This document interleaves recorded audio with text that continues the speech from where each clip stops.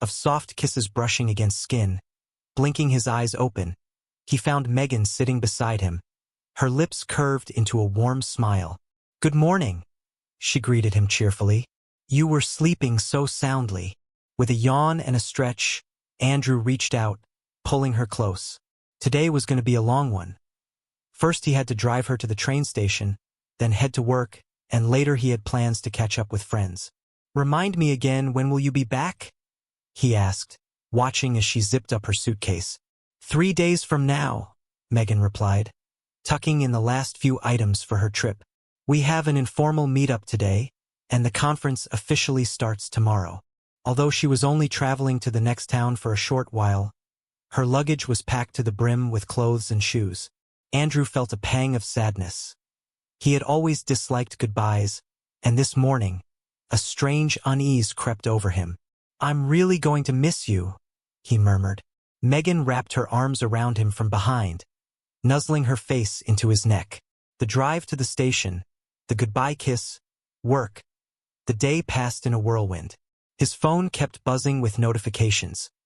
Megan was sending him pictures and messages throughout the day. One showed the train's interior and the view outside her window.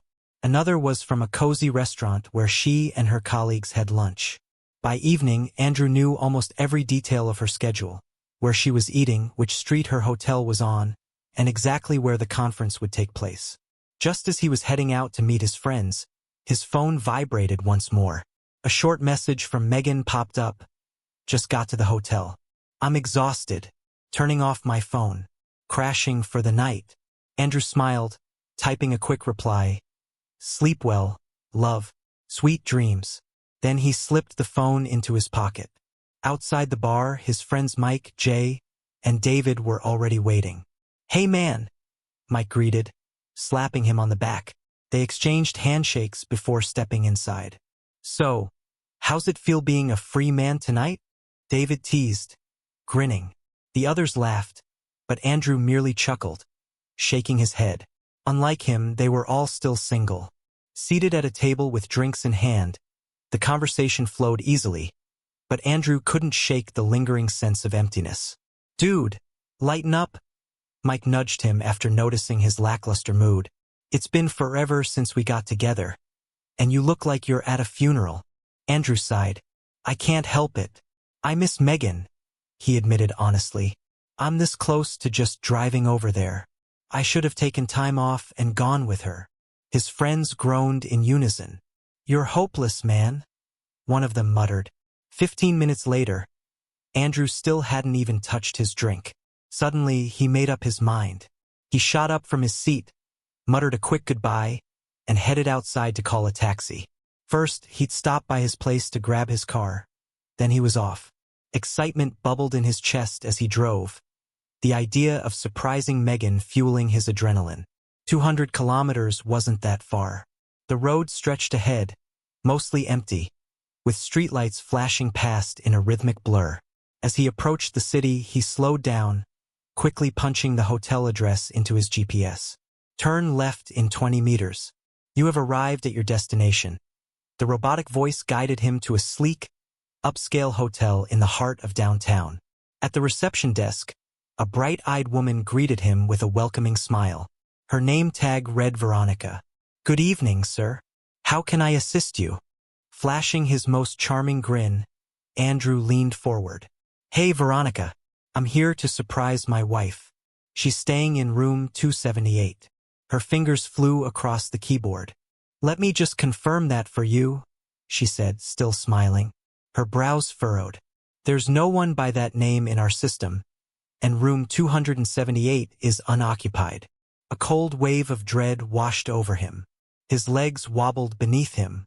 That can't be right," he stammered. "Can you check again?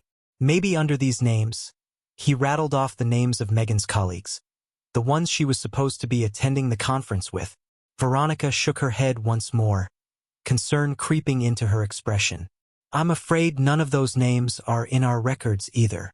Andrew felt like the ground had vanished beneath him. Stumbling out of the hotel, he leaned against the cold exterior wall, trying to steady his breathing. In the distance, Muffled bass from a nearby nightclub thumped through the night. His hands trembled as he pulled out his phone and dialed Megan. Straight to voicemail again and again. 1,000 thoughts raced through his mind. Should I just go home? Wait out the 3 days and confront her then? Then it hit him. Months ago, when he'd gifted her a new phone, he had installed a tracking app, just in case she ever lost it. His fingers fumbled as he opened the app. A second later, a blinking dot appeared on the map. His stomach dropped. She wasn't at a hotel. She was at a nightclub. Andrew barely registered, tossing a few bills at the club receptionist as he stormed inside. The pounding music vibrated through his chest, neon lights flashing over a sea of bodies moving to the beat. The air was thick with sweat, liquor, and perfume. His eyes darted around, scanning every corner. At the bar, a line of tipsy patrons swayed on their stools, some laughing, others barely upright. Then his breath caught a familiar silhouette. Megan. She wore a tight, shimmering dress, one strap slipping off her shoulder. Perched on the bar counter, her legs were parted just enough for a man sitting between them on a stool. His hands rested on her thighs, fingers lazily tracing circles against her skin. Andrew's pulse pounded violently. Megan leaned down, her lips meeting the stranger's in a slow, drawn-out kiss. A kiss that made time stop. When she finally pulled away, she turned, and their eyes met. Shock flickered across her face, morphing into something unreadable. In a flash, she yanked the fallen strap back into place and slid off the counter. Tears welled in her eyes as she took a shaky step forward. Andrew didn't move. Megan. His voice was drowned out by the music. She reached for him with trembling hands, but he recoiled. His fury broke loose. Gripping her by the shoulder, his voice cracked. Why? She had no answer. His grip loosened.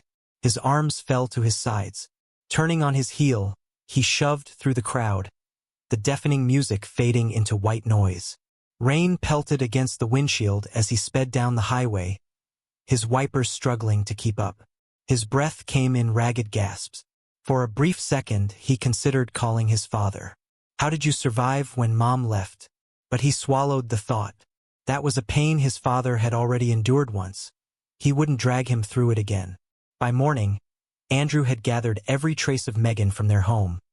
Clothes, shoes, books she loved, souvenirs from trips they'd taken together. It all went into a large cardboard box. With a marker, he scrawled junk across the side. When he stepped outside, he froze. Megan was already there, suitcase in hand. The man from the club sat behind the wheel of a parked car, engine idling. For a moment, neither of them spoke. They just stared at each other. She clutched her purse. Andrew gripped the box. Finally, he set it down at her feet. Take your trash and get the hell out of my life. The box tipped slightly, spilling its contents onto the pavement. A lacy undergarment landed near her sandals. Megan scrambled to collect everything, hands shaking. Andrew didn't wait. He turned, stepped inside, and locked the door behind him.